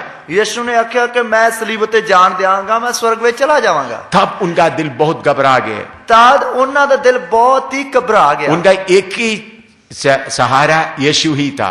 उनका दा एक ही सहारा वो यीशु सी। काम धंधा सब खत्म, काम धंधा सब छाड़ देता, बरादरी रिश्तेदार सब खिलाफ, बरादरी रिश्तेदार सब खिलाफ। एक ही सहारा यीशु था, वो भी छोड़ के जा रहे हैं। एक ही सहारा यीशु है, वो भी छड़ के जा रहा है। तब उनका दिल व्याकुल हो गया। तब उनका दा दिल जिहड़ा सी बहुत व्याकुल या दुखी हो गया। तब यीशु ने चेलों को बोला, तब यीशु मसीह ने चेलों को मैं जाकर जगह तैयार करूंगा, फिर वापस आकर आपको ले जाऊंगा। कि मैं जाके जगह तैयार करांगा, फिर आऊंगा, तानू ले जाऊंगा। ये बात उन लोग सुन लिया, ये गल उन्होंने सुन ली। तो उन्होंने पूछने लगा, प्रभु आपकी आमद का निशान क्या होगा? तादो पूछन लगे, प्रभु तेरे आउण दे निशान की होंगे? वो भी प्रभु मत्ती 24वां अध्याय में बताया है। वो भी प्रभु यीशु मसीह मत्ती दी अंजील 24 अध्याय विच दस रहा है। लेकिन प्रभु की आमद में दो बातें, दो पहलू, दो घटना है, दो फेस है, वो बात आप समझना जरूरी है। पर प्रभु दी आमद विच दो भाग हन या दो चेहरे हन, उस गल नूं भी समझना जरूरी है। दो पहलू या दो पहलू है। ऐसा बोलने से ठीक है। दो पहलू है करके समझना बहुत जरूरी है। दो पहलू या दो घटना हन, इन्हां नूं समझना बहुत जरूरी है। एक गुप्त आमद, दूसरा सबके सामने आने का। एक गुप्त आमद, दूसरा सारिਆਂ ਦੇ सामने आउण दा। गुप्त आमद के 7 साल के बाद सबके सामने आएगा। गुप्त आमद होने तो 7 साल बाद फिर सारा दे सामने आएगा। तो प्रभु यीशु मसीह सबके सामने आने का निशान भी बताया, गुप्त आमद का निशान भी बताया। प्रभु यीशु मसीह ने गुप्त आमद के निशान भी दिते हैं और शरेआम आउण दे निशान भी दिते हैं। मत्ती 24वां अध्याय उसका 27 से लेकर 31 तक पढ़िएगा। मत्ती दी अंजील उसका 24 अध्याय उसकी 27 आयत तो लेकर 31 आयत तक। उधर में सबके सामने प्रभु आता है, उसके बारे में बताया है। उधर सब दे सामने यीशु मसीह आ रहा, उसके बारे दस्या है। क्योंकि जैसे बिजली पूर्व से निकलकर पश्चिम तक चमकती जाती है, वैसा ही मनुष्य के पुत्र का आना भी होगा। जहां लोथ हो वहीं गिद्ध इकट्ठे होंगे। उन दिनों के क्लेश के बाद तुरंत सूर्य अंधियारा हो जाएगा और चांद का प्रकाश जाता रहेगा और तारे आकाश से गिर पड़ेंगे और आकाश की शक्तियां हिलाई जाएंगी। तब मनुष्य के पुत्र का चिन्ह आकाश में दिखाई देगा और तब पृथ्वी के सब कुलों के लोग छाती पीटेंगे और मनुष्य के पुत्र को बड़ी सामर्थ और ऐश्वर्य के साथ आकाश के बादलों पर आते देखेंगे। और वह तुरही के बड़े शब्द के साथ अपने दूतों को भेजेगा और वे आकाश के इस छोर से उस छोर तक चारों दिशा से उसके चुने हुओं को इकट्ठे करेंगे। क्योंकि जिस तरह बिजली चढ़दे हो चमकारा मार के लैंदे तीकर दिसदी है, उसे तरह मनुख दे पुत्र दा आउणा होवेगा। जिथे मुरदार है उथे गिरजां गठियां होणगीਆਂ। उन्हां दिनां दे कष्ट दे पिछों झट सूरज हनेरा हो जावेगा अते चंद अपनी चाननी ना देवेगा और तारे आकाश तो डिग पैणगे अते आकाश दीयां शक्तियां हिलाईਆਂ जाणगीਆਂ। तद मनुख दे पुत्र दा निशान आकाश विच प्रगट होवेगा अते तदों धरती दीयां सारियां कौमां पिटणगीਆਂ अते मनुख दे पुत्र नूं समर्था और वड्डे तेज नाल आकाश दे बदलां उत्ते आउंदियां वेखणगीਆਂ अते ओ तुरी दी वड्डी आवाज नाल अपने दूतां नूं भेजेगा अते ओ चौहां कूटां तो आकाश दे उस सिरे तो लैके ऐ सिरे तक उस दे चुनिया होयां नूं इकट्ठियां करेगा। इधर में हम देखते हैं प्रभु यीशु मसीह सब लोग देखते देखते पब्लिक में आने वाला है। इधर असी देखते हैं कि प्रभु यीशु मसीह सब लोगों दे वेखदे वेखदे शरेआम आउण वाला है। इसके बारे में जकरिया ने भी 19वां अध्याय में भी प्रकाशित वाक्य 19वां अध्याय में भी लिखा हुआ है। इसके बारे प्रकाश की पोथी उसके 19 अध्याय में भी लिखा हुआ है। प्रकाशित वाक्य 19 का 11 से 21 तक पढ़िएगा। प्रकाश की पोथी उसका 19 अध्याय उसकी 11 तो लेके 21 तक। प्रकाशित वाक्य 19 का 11 से 21 तक। प्रकाश की पोथी उसका 19 अध्याय उसकी 11 तो लेके 21 तक। फिर मैंने स्वर्ग को खुला हुआ देखा और देखता हूँ कि एक श्वेत घोड़ा है और उस पर एक सवार है जो विश्वास योग्य और सत्य कहलाता है और वह धर्म के साथ न्याय और लड़ाई करता है। उसकी आंखें आग की ज्वाला है और उसके सिर पर बहुत से राजमुकुट है और उसका एक नाम लिखा है जिसे उसको छोड़ और कोई नहीं जानता और वह लहू से छिड़का हुआ वस्त्र पहने हैं और उसका नाम परमेश्वर का वचन है। और स्वर्ग की सेना श्वेत घोड़ों पर सवार और श्वेत और शुद्ध मलमल पहने हुए उसके पीछे पीछे हैं और जाति जाति को मारने के लिए उसके मुंह से एक चोखी तलवार निकलती है और वह लोहे का राजदंड लिए हुए उन पर राज्य करेगा। और वह सर्वशक्तिमान परमेश्वर के भयानक प्रकोप की जलजलाहट की मदिरा के कुंड में दाख रोंदेगा और उसके वस्त्र और जांघ पर यह नाम लिखा है, राजाओं का राजा और प्रभुओं का प्रभु। फिर मैंने एक स्वर्गदूत को सूर्य पर खड़े हुए देखा और उसने बड़े शब्द से पुकारकर आकाश के बीच में उड़ने वाले सब पक्षियों से कहा, आओ परमेश्वर की बड़ी बियारी के लिए इकट्ठे हो जाओ, जिससे तुम राजाओं का मांस और सरदारों का मांस और शक्तिमान पुरुषों का मांस और घोड़ों का और उनके सवारों का मांस और क्या स्वतंत्र क्या दास क्या छोटे क्या बड़े सब लोगों का मांस खाओ। फिर मैंने उस पशु और पृथ्वी के राजाओं और उसकी सेनाओं को उस घोड़े के सवार और उसकी सेना से लड़ने के लिए इकट्ठे देखा और वह पशु और उसके साथ वह झूठा भविष्यवक्ता पकड़ा गया, जिसने उसके सामने ऐसे चिन्ह दिखाए थे जिनके द्वारा उसने उनको भरमाया, जिन्होंने उस पशु की छाप ली थी और जो उसकी मूरत की पूजा करते थे। ये दोनों जीते जी उस आग की झील में जो गंधक से जलती है डाले गए, और शेष लोग उस घोड़े के सवार की तलवार से जो उसके मुंह से निकलती थी मार डाले गए, और सब पक्षी उनके मांस से तृप्त हो गए। मैं आकाश ਨੂੰ ਖੁੱਲਿਆ ਹੋਇਆ ਡਿਠਾ ਤਾਂ ਕੀ ਵੇਖਦਾ ਹਾਂ ਭਈ ਇੱਕ ਨੁਕਰਾ ਘੋੜਾ ਹੈ ਅਤੇ ਉਸ ਦਾ ਸਵਾਰ ਵਫਾਦਾਰ ਅਤੇ ਸੱਚਾ ਸਦਾਉਂਦਾ ਹੈ, ਔਰ ਉਹ ਧਰਮ ਨਾਲ ਨਿਆਂ ਅਤੇ ਯੁੱਧ ਕਰਦਾ ਹੈ। ਉਸ ਦੀਆਂ ਅੱਖੀਆਂ ਅੱਗ ਦੀਆਂ ਲਾਟ ਹਨ ਅਤੇ ਉਸ ਦੇ ਸਿਰ ਉੱਤੇ ਬਹੁਤ ਸਾਰੇ ਮੁਕਟ ਹਨ, ਅਤੇ ਉਹ ਦਾ ਇੱਕ ਨਾਮ ਲਿਖਿਆ ਹੋਇਆ ਹੈ ਜਿਸ ਨੂੰ ਉਸ ਦੇ ਬਿਨਾਂ ਹੋਰ ਕੋਈ ਨਹੀਂ ਜਾਣਦਾ, ਅਤੇ ਉਹ ਇੱਕ ਬਸਤਰ ਲਹੂ ਨਾਲ ਛਿੜਕਿਆ ਹੋਇਆ ਪਹਿਨੇ ਹੋਏ ਹੈ, ਅਤੇ ਉਸ ਦਾ ਨਾਮ ਪਰਮੇਸ਼ਰ ਦਾ ਸ਼ਬਦ ਅਖਵਾਉਂਦਾ ਹੈ। ਅਤੇ ਜਿਹੜੀਆਂ ਫੌਜਾਂ ਸੁਰਗ ਵਿੱਚ ਹਨ ਉਹ ਚਿੱਠੇ ਅਤੇ ਸਾਫ਼ ਕਤਾਨੀ ਕੱਪੜੇ ਪਹਿਨੀਆਂ ਨੁਕਰਿਆਂ ਘੋੜਿਆਂ ਉੱਤੇ ਉਸ ਦੇ ਮਗਰ ਮਗਰ ਆਉਂਦੀਆਂ ਹਨ, ਅਤੇ ਉਸ ਦੇ ਮੂੰਹ ਵਿੱਚੋਂ ਇੱਕ ਤਿੱਖੀ ਤਲਵਾਰ ਨਿਕਲਦੀ ਹੈ। ਉਸ ਨਾਲ ਉਹ ਕੌਮਾਂ ਨੂੰ ਮਾਰੇ ਅਤੇ ਲੋਹੇ ਦੇ ਡੰਡੇ ਨਾਲ ਉਹਨਾਂ ਉੱਤੇ ਹਕੂਮਤ ਕਰੇਗਾ, ਅਤੇ ਉਹ ਪਰਮੇਸ਼ਰ ਸਰਵ ਸ਼ਕਤੀਮਾਨ ਦੇ ਅੱਗੇ ਅਤੇ ਅਤ ਵੱਡੇ ਕ੍ਰੋਧ ਦੀ ਮੈਂ ਦੇ ਚਬੱਚੇ ਨੂੰ ਲਿਤਾੜਦਾ ਹੈ। ਉਸ ਦੇ ਬਸਤਰ ਉੱਤੇ ਔਰ ਉਸ ਦੇ ਪੱਟ ਉੱਤੇ ਇਹ ਨਾਮ ਲਿਖਿਆ ਹੋਇਆ ਹੈ, ਰਾਜਿਆਂ ਦਾ ਰਾਜਾ ਅਤੇ ਪ੍ਰਭੂਆਂ ਦਾ ਪ੍ਰਭੂ। ਮੈਂ ਇੱਕ ਦੂਤ ਨੂੰ ਸੂਰਜ ਵਿੱਚ ਖਲੋਤਾ ਵੇਖਿਆ, ਅਤੇ ਉਸ ਨੇ ਉਹਨਾਂ ਸਭਨਾਂ ਪੰਛੀਆਂ ਨੂੰ ਜਿਹੜੇ ਆਕਾਸ਼ ਵਿੱਚ ਉੱਡਦੇ ਹਨ ਵੱਡੀ ਆਵਾਜ਼ ਨਾਲ ਹਾਕ ਮਾਰ ਕੇ ਆਖਿਆ, ਆਓ ਚੱਲੋ ਅਤੇ ਪਰਮੇਸ਼ਰ ਦੀ ਵੱਡੀ ਦਾਵਤ ਲਈ ਇਕੱਠੇ ਹੋਵੋ, ਵੀ ਤੁਸੀਂ ਰਾਜਿਆਂ ਦਾ ਮਾਸ, ਫੌਜ ਦੇ ਸਰਦਾਰਾਂ ਦਾ ਮਾਸ, ਮਹਾਬਲੀਆਂ ਦਾ ਮਾਸ, ਘੋੜਿਆਂ ਨਾਲੇ ਉਹਨਾਂ ਦੇ ਸਵਾਰਾਂ ਦਾ ਮਾਸ, ਅਤੇ ਕੀ ਆਜ਼ਾਦਾਂ ਕੀ ਗੁਲਾਮਾਂ ਕੀ ਛੋਟਿਆਂ ਕੀ ਵੱਡਿਆਂ ਸਭਨਾਂ ਦਾ ਮਾਸ ਛਕੋ। ਫਿਰ ਮੈਂ ਵੇਖਿਆ ਭਈ ਉਹ ਦਰਿੰਦਾ ਅਤੇ ਧਰਤੀ ਦੇ ਰਾਜੇ ਅਤੇ ਉਹਨਾਂ ਦੀਆਂ ਫੌਜਾਂ ਇਕੱਠੀਆਂ ਹੋਈਆਂ ਭਈ ਉਸ ਦੇ ਨਾਲ ਜਿਹੜਾ ਘੋੜੇ ਉੱਤੇ ਸਵਾਰ ਸੀ ਅਤੇ ਉਸ ਦੀ ਫੌਜ ਨਾਲ ਯੁੱਧ ਕਰਨ, ਅਤੇ ਉਹ ਦਰਿੰਦਾ ਫੜਿਆ ਗਿਆ, ਅਤੇ ਉਸ ਦੇ ਨਾਲ ਉਹ ਝੂਠਾ ਨਬੀ ਵੀ ਜਿਸਨੇ ਉਸ ਦੇ ਸਾਹਮਣੇ ਉਹ ਨਿਸ਼ਾਨੀਆਂ ਵਿਖਾਈਆਂ ਜਿਨ੍ਹਾਂ ਨਾਲ ਉਸ ਨੇ ਉਹਨਾਂ ਨੂੰ ਭਰਮਾ ਛੱਡਿਆ ਸੀ, ਜਿਨ੍ਹਾਂ ਉਸ ਦਰਿੰਦੇ ਦਾ ਦਾਗ ਲਵਾਇਆ ਸੀ, ਨਾਲੇ ਉਹਨਾਂ ਨੂੰ ਜਿਹੜੇ ਉਸ ਦੀ ਮੂਰਤੀ ਪੂਜਾ ਕਰਦੇ ਸਨ, ਇਹ ਦੋਵੇਂ ਉਸ ਅੱਗ ਦੀ ਝੀਲ ਵਿੱਚ ਜਿਹੜੀ ਗੰਧਕ ਨਾਲ ਬਲਦੀ ਹੈ ਜਿਉਂਦੇ ਜੀ ਸੁੱਟੇ ਗਏ, ਅਤੇ ਹੋਰ ਸਭ ਉਸ ਘੋੜੇ ਦੇ ਸਵਾਰ ਦੀ ਤਲਵਾਰ ਨਾਲ ਜੋ ਉਸ ਦੇ ਮੂੰਹ ਵਿੱਚੋਂ ਨਿਕਲਦੀ ਸੀ ਵੱਡੇ ਗਏ, ਅਤੇ ਸਾਰੇ ਪੰਛੀ ਉਹਨਾਂ ਦੇ ਮਾंस ਨਾਲ ਰੱਜ ਗਏ। इधर में 7 साल के आखिरी में प्रभु यीशु मसीह कैसा अपने संतों के साथ इस धरती में दोबारा आएगा उसके बारे में लिखा है। इधर प्रभु यीशु मसीह 7 साल ਦੇ ਮਹਾਕਲੇਸ਼ ਦੇ ਆਖਰ ਵਿੱਚ ਕਿਸ ਤਰ੍ਹਾਂ ਆਪਣੇ ਸੰਤਾਂ ਦੇ ਨਾਲ दूसरी बार आएगा उसके बारे लिखा है।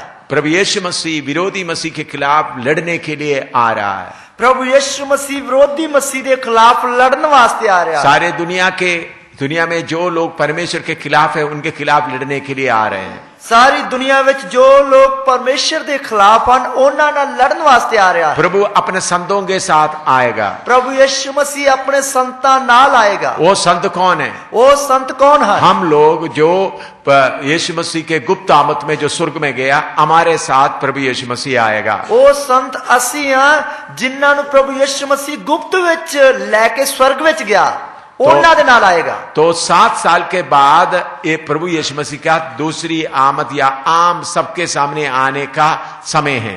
तो 7 साल के महाक्लेश के बाद प्रभु यीशु मसीह की दूसरी आमद जो सारे दे सामने या शरेआम आने वाली है। अभी हमारे सामने प्रभु यीशु मसीह सबके सामने आने का कुछ निशाने पूरे हो रहा है। हुण प्रभु यीशु मसीह सारे दे सामने जो आउण दी आमद है उसके निशान पूरे हो रहे हैं। उसके लिए जकरिया नबी 12 अध्याय उसका 8 से 14 तक पढ़िएगा। उसके लिए जकरिया नबी दी पुस्तक उसका 12 अध्याय उसकी 8 आयत तो लेके 14 आयत तक पढ़िए। जकरिया 12 का 8 से 14 तक। जकरिया 12 दी 8 आयत तो लेके 14 आयत तक।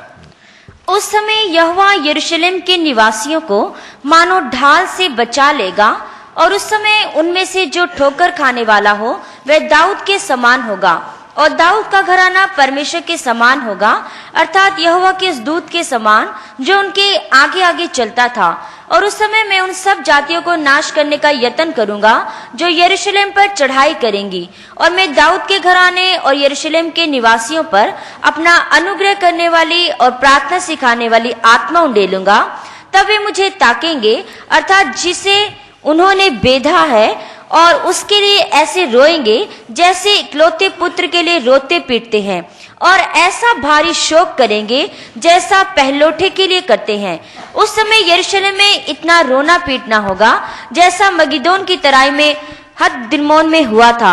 सारे देश में विलाप होगा, हर एक परिवार में अलग अलग, अर्थात दाऊद के घराने का परिवार अलग और उनकी स्त्रियां अलग, नातान के घराने का परिवार अलग और उनकी स्त्रियां अलग, लेवी के घराने का परिवार अलग और उनकी स्त्रियां अलग, शिमियों का परिवार अलग और उनकी स्त्रियां अलग, और जितने परिवार रह गए हों हर एक परिवार अलग अलग और उनकी स्त्रियां भी अलग अलग।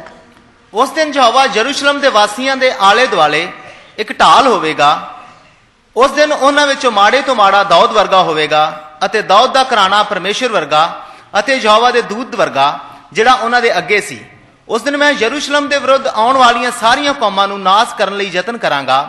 ਮੈਂ ਦਾਊਦ ਦੇ ਘਰਾਣੇ ਉੱਤੇ ਅਤੇ ਯਰੂਸ਼ਲਮ ਦੇ ਵਾਸੀਆਂ ਉੱਤੇ ਕਿਰਪਾ ਅਤੇ ਬੇਨਤੀ ਦਾ ਆਤਮਾ ਵਹਾਵਾਂਗਾ ਅਤੇ ਉਹ ਮੇਰੀ ਵੱਲ ਜਿਸ ਨੂੰ ਉਹਨਾਂ ਨੇ ਵਿੰਨਿਆ ਸੀ ਤੱਕਣਗੇ ਅਤੇ ਉਸ ਦੇ ਅੱਗੇ ਸੋਗ ਕਰਨਗੇ ਜਿਵੇਂ ਕੋਈ ਆਪਣੇ ਇਕਲੌਤੇ ਲਈ ਸੋਗ ਕਰਦਾ ਹੈ, ਅਤੇ ਉਹ ਉਸ ਦੇ ਲਈ ਵਿਲਕਣਗੇ ਜਿਵੇਂ ਕੋਈ ਆਪਣੇ ਪਲੋਠੇ ਲਈ ਵਿਲਕਦਾ ਹੈ। ਉਸ ਦਿਨ ਯਰੂਸ਼ਲਮ ਵਿੱਚ ਵੱਡਾ ਸੋਗ ਹੋਵੇਗਾ, ਹਦਦਮੋਨ ਦੇ ਸੋਗ ਵਰਗਾ ਜਿਹੜਾ ਮਗਿੱਦੋ ਦੀ ਦੂਨ ਵਿੱਚ ਹੋਇਆ ਸੀ। ਦੇਸ਼ ਸੋਗ ਕਰੇਗਾ, ਟੱਬਰਾਂ ਦੇ ਟੱਬਰ ਅੱਡੋ ਅੱਡ, ਦਾਊਦ ਦੇ ਘਰਾਣੇ ਦਾ ਟੱਬਰ ਅੱਡ ਅਤੇ ਉਹਨਾਂ ਦੀਆਂ ਪਤਨੀਆਂ ਅੱਡ, ਅਤੇ ਨਥਾਨ ਦੇ ਘਰਾਣੇ ਦਾ ਟੱਬਰ ਅੱਡ ਔਰ ਉਹਨਾਂ ਦੀਆਂ ਪਤਨੀਆਂ ਅੱਡ, ਲੇਵੀ ਦੇ ਘਰਾਣੇ ਦਾ ਟੱਬਰ ਅੱਡ ਅਤੇ ਉਹਨਾਂ ਦੀ ਪਤਨੀਆਂ ਅੱਡ, ਸ਼ਿਮਾਈ ਦਾ ਟੱਬਰ ਅੱਡ ਅਤੇ ਉਹਨਾਂ ਦੀਆਂ ਪਤਨੀਆਂ ਅੱਡ, ਬਾਕੀ ਸਾਰੇ ਟੱਬਰਾਂ ਦੇ ਟੱਬਰ ਅੱਡੋ ਅੱਡ ਅਤੇ ਉਹਨਾਂ ਦੀਆਂ ਪਤਨੀਆਂ ਅੱਡ। इधर में कैसा इस्राएली लोग पश्चाताप करेगा करके लिखा है। इधर किस तरह इस्राएली लोग पछतावा करनगे उसके बारे लिखा है। उसका 9वां पद 12 का 9 पढ़िएगा। 12 की 9 ऐत पढ़िए। और उस समय मैं उन सब जातियों को नाश करने का यत्न करूंगा जो यरूशलेम पर चढ़ाई करेंगी। उस समय में यरूशलेम के खिलाफ आने वाला सारे जाति को नाश करूंगा। उस समय यरूशलेम के खिलाफ होके आने वाली सारिया कौमां नू नाश करेगा। उधर अच्छी तरह 9 दोबारा अच्छी तरह पढ़े तो तर्जुमा ठीक करें। उस दिन मैं यरूशलेम के विरुद्ध आने वाली सारिया कौमां नू नाश करने लिए यत्न करांगा। तो उस दिन मैं यरूशलेम के विरुद्ध आने वाली सारिया कौमां नू नाश करने लिए यत्न करांगा। ये कब होने का है? एक कदों होने का है? अच्छी तरह सुने, चंगी तरह सुनिए। यीशु आज गुप्त में आ जाएगा तो यीशु आज गुप्त विच आ जाएगा ता उसके ठीक 7 साल के बाद, उसके ठीक 7 साल के बाद, तो 7 साल के बाद आने वाला भारी लड़ाई के लिए तैयारी अब हमारे सामने हो रहा है। 7 साल के बाद जो आने वाली वड्डी लड़ाई है उसकी तैयारी हुने साडे सामने हो रही है। कितने लोगों को समझ में आया? कितने लोगों को समझ में आया है? यीशु आज आ जाएगा तो यीशु मसीह आज आ जाएगा ता आज एडी 208 है, आज ईस्वी सन 208 है, और 7 साल के बाद 215 में यीशु आएगा। तो फिर 7 साल के बाद मतलब 215 ईस्वी विच यीशु मसीह आ जाएगा। 215 फरवरी में यीशु आएगा। 215 फरवरी विच यीशु मसीह आ जाएगा। आज 9 तारीख है, आज 9 तारीख है। आज रात यीशु गुप्त में आया समझ लो। मान लो कि आज रात यीशु मसीह गुप्त विच आ गया। इधर से ठीक 7 साल गिनती करके 2015 फरवरी 8 तारीख को यीशु पब्लिक में आएगा। इधरों ठीक 7 साल के बाद प्रभु यीशु मसीह ईस्वी 2015 ठीक फरवरी 8 तारीख रात को आ जाएगा। क्यों आएगा? क्यों आएगा? सारे कौम इसराइल के ऊपर हमला करने के लिए तैयार होके आ रहा है। सारिया कौमां इसराइल दे उत्ते हमला करने लिए तैयार होके आ रही हैं। यीशु को उन लोग अभी तक कबूल नहीं किया, यीशु नु उन्होंने हुण तक कबूल नहीं किया, लेकिन उस समय प्रभु अपना आत्मा उनके ऊपर उंडेल देगा। पर उस समय प्रभु अपना आत्मा उन्हां दे उत्ते वहाएगा। उन लोग चिल्लाना शुरू करेगा, वो लोग चलाने या विलकन लगणगे। प्रभु हम आपको सूली दिया है। प्रभु ਅਸੀਂ ਤੈਨੂੰ ਸਲੀਬ ਤੇ ਚੜਾਇਆ। हम सब उन लोग मिलकर कर रोना शुरू करेगा। ਤੇ ਉਹ ਸਭ ਲੋਕ ਵਿਲਕ ਵਿਲਕ ਕੇ ਰੋਣਾ ਸ਼ੁਰੂ ਕਰਨਗੇ। अलग अलग बैठकर रोना शुरू करेगा। ਅੱਡੋ ਅੱਡ बैठ के रोना शुरू करना। खाना खाने का मन नहीं होगा। खाना खान का दिल नहीं करेगा। सब छाती पीट कर रोएंगे। सब छातियां पिटते हुए इधर में लिखा है अलग अलग अलग पति अलग पत्नी अलग, कोई आपस में बात नहीं करेगा, सब रोना शुरू करेंगे। इधर लिखा वक्को वक्को के पति अलग और पत्नी अड्डो अड, कोई आपस में गल्ला नहीं करेगा। अभी इसराइल को मदद करने के लिए अमेरिका थोड़ा कुछ ताकतवर है। हुण इसराइल की मदद करने वास्ते अमेरिका थोड़ा ताकतवर है, लेकिन उनका ताकत घटता घटता जा रहा है। पर उसकी ताकत जड़ी वो दिन बे दिन घटती जाती है। आपको मालूम है 2-3 हफ्ते के पहले रशिया का पुतिन ईरान में गए।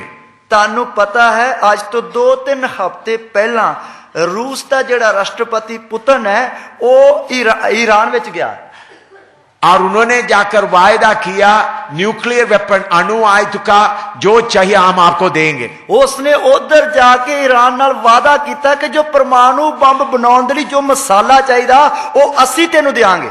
तो पिछले हफ्ते उनका जहाज समुद्री जहाज से वो चीजें उधर पहुंच गए। पिछले हफ्ते उन्होंने समुद्री जहाज के द्वारा वो चीजा या मसाला उधर पहुंच गया है। सारे देश अमेरिका ब्रिटेन यूरोप सब मिलकर ईरान को बोल रहा है तुम अणु आयुध न्यूक्लियर वेपन नहीं बनाना। तो सारे देश जिवें के अमेरिका इंग्लैंड और यूरोप देश मिलके ईरान नू कह रहे कि तू परमाणु बम नहीं बनाने हैं। तो अगर तुम बनाएगा हम तुम्हारे ऊपर हमला करेंगे। जेकर तू बनाएगा तो असी तेरे ते हमला करांगे। ये थारे धमकी होते वक्त भी रशिया का प्रेसिडेंट ईरान में गए। तो ये सारियां धमकियां मिलने बाद भी फिर भी रूस का जड़ा राष्ट्रपति है वो ईरान विच गया। और उसके अलावा उनका जहाज समुद्री जहाज में अणु आयुध का न्यूक्लियर वेपन का सामान ईरान में पिछले हफ्ते पहुंच गए। तो उसके नाल नाल उन्हां दा समुद्री जहाज के द्वारा परमाणु या एटम बम दी बनाउण दी जड़ी मसाला है या सामान है वो उन्हां दे कोल पहुंच गया है। इसलिए अमेरिका और बाकी यूरोप का देश सब डरे हुए हैं।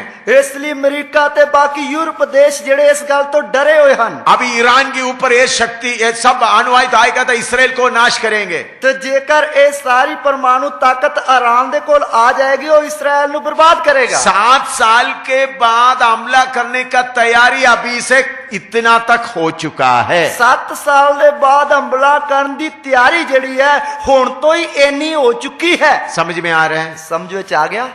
परमेश्वर के वचन में लिखा हुआ बात के अनुसार 7 साल के बाद होने का लड़ाई का तैयारी अभी हमारे सामने अच्छी तरह दिखाई दे रहा है। तो परमेश्वर के वचन के अनुसार जेडी 7 साल के बाद लड़ाई होनी है उसकी लड़ाई की तैयारी हुण तो ही इन्नी हो चुकी है।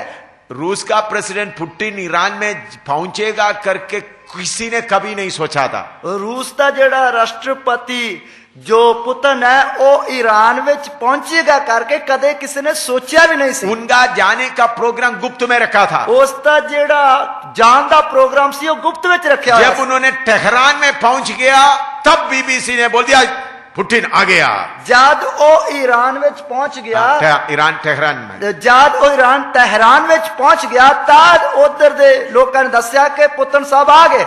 तो सारे बीबीसी CNN सब इतना कमेंट्री कर दे कैसा हो गया। ताज जो उधर दी जड़ी खबर एजेंसी सी ताज उसके द्वारा जब पता लगा तो कहने लगे सारा किवें हो गया। एकदम अचानक हो गए। एकदम अचानक हो गया। सारे जो लीडर लोग सब हिल गए। इस गल नूं सुन के सारे लीडर हिल गए। इसी कारण अमेरिका का राष्ट्रपति आपने सुना खबर में सुना था पिछले हफ्ते किधर था मिडिल ईस्ट में इस्राएल में और पालस्तीनियों के बीच में गया। तो ऐसे करके तुसी शायद खबर सुनी होगी या पढ़ी होगी कि जो अमेरिका का राष्ट्रपति सी वो पिछले हफ्ते फलस्तीन और इस्राएल में गया सी। कितने साल के बाद अमेरिका का प्रेसिडेंट उधर गया है। ਕਿੰਨਿਆਂ ਸਾਲਾਂ ਦੇ ਬਾਅਦ ਅਮਰੀਕਾ ਦਾ ਜਿਹੜਾ ਰਾਸ਼ਟਰਪਤੀ ਹੈ ਉਸ ਇਲਾਕੇ ਵਿੱਚ ਗਿਆ ਹੈ। इसराइल में भी गए, ਇਸਰਾਇਲ ਵਿੱਚ ਵੀ ਗਿਆ, फालस्तीनों के साथ में भी गए। फलस्तीन ਵਿੱਚ भी गया। इतिहास में पहले बार एक अमेरिका का प्रेसिडेंट फालस्तीन के जो अरबियन लोग के साथ बात करने के लिए उनके पास गए। दुनिया का इतिहास का पहले बार, ਦੁਨੀਆ ਦੇ ਇਤਿਹਾਸ ਵਿੱਚ ਪਹਿਲੀ ਵਾਰ ਅਮਰੀਕਾ ਦਾ ਜਿਹੜਾ ਰਾਸ਼ਟਰਪਤੀ ਹੈ ਉਹ ਫਲਸਤੀਨੀ ਜਿਹੜੇ ਨੇਤਾ ਲੋਕ ਹੈ ਉਹਨਾਂ ਦੇ ਨਾਲ ਗੱਲ ਕਰਨ ਵਾਸਤੇ ਉਹਨਾਂ ਕੋਲ ਗਿਆ। तो उनको जाने के लिए हेलीकॉप्टर नहीं जा सकता, इसलिए कार में यॉर्दान का वेस्ट जॉर्डन में भी गए।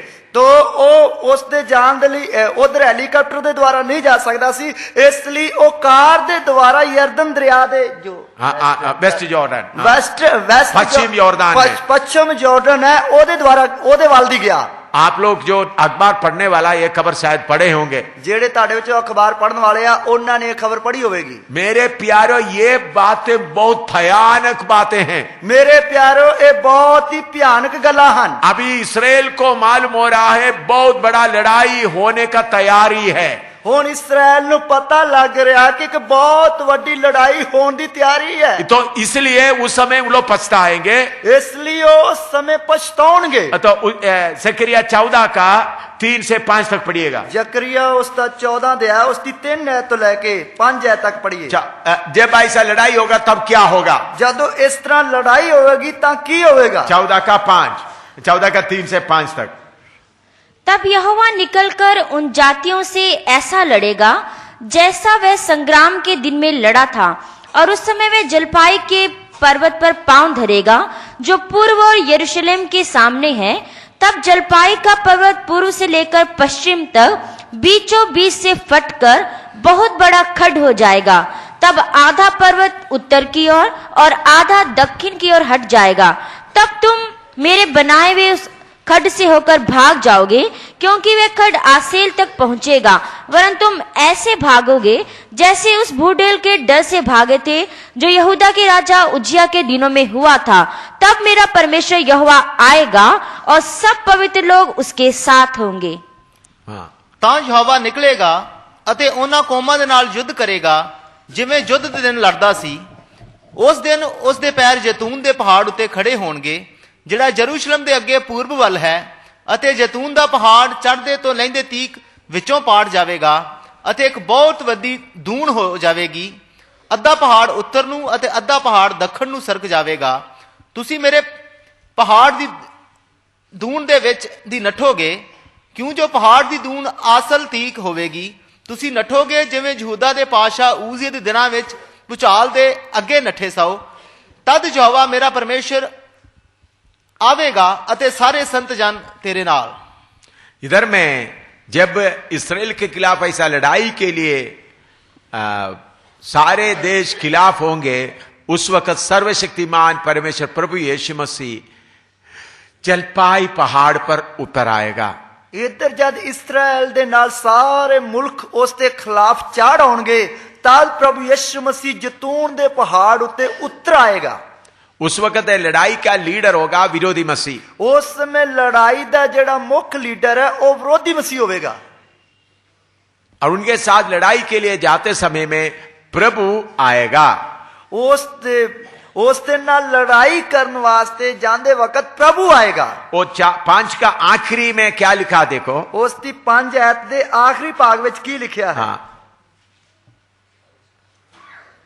तब मेरा परमेश्वर यहोवा आएगा और सब पवित्र लोग उसके साथ होंगे। होंगे करके आधा में जोर से पढ़ो, होंगे। वो पढ़ो थोड़ा ठीक तरह से। तब मेरा परमेश्वर यहोवा आएगा और सब पवित्र लोग उसके साथ होंगे। हाँ, होंगे ऐसा पढ़ना। हाँ, पढ़ो। तद यहोवा मेरा परमेश्वर आवेगा अते सारे संत जन तेरे नाल। हाँ, उस समय में संत लोगों के साथ प्रभु उतर आएगा। उस समय संत लोगों दे नाल प्रभु उतर आएगा। अभी संत लोग कहां हैं? हुण संत लोग किथे हैं? बोलो, बोलिए। अभी संत लोगों में से कुछ लोग गुरदासपुर के इस अजित पैलेस के नीचे बैठे हैं। ਹੁਣ ਸੰਤ ਲੋਕਾਂ ਵਿੱਚੋਂ ਕੁਝ ਸੰਤ ਲੋਕ ਜਿਹੜੇ ਆ ਗੁਰਦਾਸਪੁਰ ਦੇ ਅਜੀਤ ਪੈਲਸ ਦੀ ਛੱਤ ਥੱਲੇ ਬੈਠੇ ਹਨ। दुनिया भर पर के संत लोग हैं। दुनिया भर ਦੇ ਸੰਤ ਲੋਕ ਹਨ। अमेरिका में है, इंग्लैंड में है, केरला में, बहुत जगह में है। ਅਮਰੀਕਾ ਵਿੱਚ, ਇੰਗਲੈਂਡ ਵਿੱਚ, ਕੇਰਲਾ ਵਿੱਚ, ਸਭ ਜਗ੍ਹਾ ਤੇ। उन लोग प्रभु यीशु के साथ आना, ਉਹਨਾਂ ਲੋਕਾਂ ਨੇ ਪ੍ਰਭੂ ਯਿਸੂ ਮਸੀਹ ਦੇ ਨਾਲ ਆਉਣਾ। गुरदासपुर से उधर जाएंगे, गुरदासपुर से उधर जाएंगे, ਗੁਰਦਾਸਪੁਰ ਤੋਂ ਉਧਰ ਜਾਓਗੇ, ऐसा नहीं। ਇਸ ਤਰ੍ਹਾਂ ਨਹੀਂ। पहले स्वर्ग में जाएगा, ਪਹਿਲਾਂ स्वर्ग ਵਿੱਚ ਜਾਣਗੇ, 7 साल उधर बिताएंगे, 7 ਸਾਲ ਉੱਥੇ ਗੁਜ਼ਾਰਾਂਗੇ। उसके बाद यीशु के साथ जलपाई पहाड़ में आएगा। ਉਸ ਤੋਂ ਬਾਅਦ ਯਿਸੂ ਮਸੀਹ ਦੇ ਨਾਲ ਜੈਤੂਨ ਪਹਾੜ ਤੇ ਉਤਰ ਆਵਾਂਗੇ। पिछले साल जलपाई पहाड़ के ऊपर हिल्टन होटल वाला बहुत बड़ा होटल बनाने का प्लान बनाया। पिछले साल जलपाई पहाड़ ਦੇ ਉੱਤੇ ਹਿਲਟਨ ਹੋਟਲ ਵਾਲਿਆਂ ਨੇ ਇੱਕ ਬਹੁਤ ਵੱਡਾ ਹੋਟਲ ਬਣਾਉਣ ਦੀ ਕੋਸ਼ਿਸ਼ ਕੀਤੀ। हिल्टन वाला भी कोशिश किया, शेराटन वाला भी कोशिश किया। ਹਿਲਟਨ ਵਾਲਿਆਂ ਨੇ ਵੀ ਕੋਸ਼ਿਸ਼ ਕੀਤੀ, ਸ਼ਾਲਟਨ ਵਾਲਿਆਂ ਨੇ ਕੋਸ਼ਿਸ਼ ਕੀਤੀ। वो जलपाई पहाड़ माउंट ओलिव बहुत बड़ा टूरिस्ट सेंटर है। ਉਹ ਜਿਹੜਾ ਜਲਪਾਈ ਪਹਾੜ ਹੈ ਉਹ ਜਿਹੜਾ ਸੈਲਾਨੀਆਂ ਦੇ ਲਈ ਬਹੁਤ ਹੀ ਵਧੀਆ ਪਹਾੜ ਹੈ। तो लोग जाने के लिए हजारों लोग जाते हैं। उधर सैर करने वास्ते लोग हजारों की तादाद वास्ते जाते हैं। इसलिए हिल्टन होटल वाला और शेराटन होटल वाला सोचा हम इधर में बड़ा 5 स्टार होटल बनाएंगे। इसलिए उधर हिल्टन होटल वाला ने और शाल्टन होटल वाले ने सोचा असि इधर बहुत वधिया होटल बनावांगे। बड़ा 5 स्टार होटल, बहुत ऊंचा, बहुत स्टोरी वाला बनाना प्लान बनाया। बहुत वधिया 5 स्टार होटल वडिया स्टोरियां वाले बनावांगे। तो उन लोग उसके लिए मशीन के द्वारा खोदाई नीचे को शुरू कर दिया। उन्होंने उस दे लई मशीन दे द्वारा थल्लियों खुदाई करनी शुरू की, क्योंकि 20, 30, 40, 50 स्टोरी वाला बड़ा मंजिल वाला बड़ा मकान बनाना है तो नीचे काफी जाना पड़ता है। क्योंकि जेकर 20-30 मंजिलों वाला वड्डी इमारत या होटल बनाना तो बहुत ही डूंगी नींव जड़ी रखनी पैंदी है। उसके लिए जब मशीन के द्वारा खोदाई करता जाएगा तो नीचे सख्त जगह बनने के जगह में हल्का हल्का निकल आ रहा है। तो जदों वो गहरी जगह ते मशीन दे द्वारा जा रहे हैं तो थल्लियों सख्त जगह निकलने की बजाय सगों हौली या कूली जगह निकल के आ रही है। पिछले हफ्ते का टाइम्स ऑफ इंडिया में भी आया।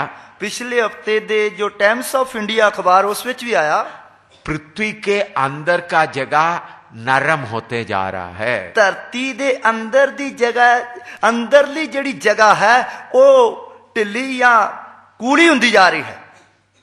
पिछले हफ्ते का टाइम्स ऑफ इंडिया में मैं जम्मू में बैठकर पढ़ा। पिछले हफ्ते टाइम्स ऑफ इंडिया विच एक खबर मैं जम्मू विच रह के पढ़ी। पृथ्वी का निचले जगह बहुत नरम होते जा रहा है। धरती दी हेठली जगह बहुत ही नरम हुंदी जा रही है। हिल्टन वाला और हिल्टन होटल वाला और शेरेटन होटल वाला बोला ये पहाड़ फटने का है। हिल्टन होटल वाले और शार्टन होटल वाले बोले ये पहाड़ जड़ा है ये फटन वाला है। उन लोग होटल बनाने का प्रोग्राम कैंसिल कर दिया। इसलिए उन्होंने होटल बनाने का काम रद्द कर दिया। हजारों साल पहले जकरिया नबी ने लिखा प्रभु यीशु मसीह का पांव जलपाई पहाड़ में आएगा तो वो 2 हिस्सा हो जाएंगे। हजारों साल पहला जकरिया नबी ने लिखा प्रभु यीशु मसीह जिस वक्त जैतून पहाड़ पे पैर रखेगा वो पाट के 2 हिस्से हो जाएगा। मेरे प्यारो,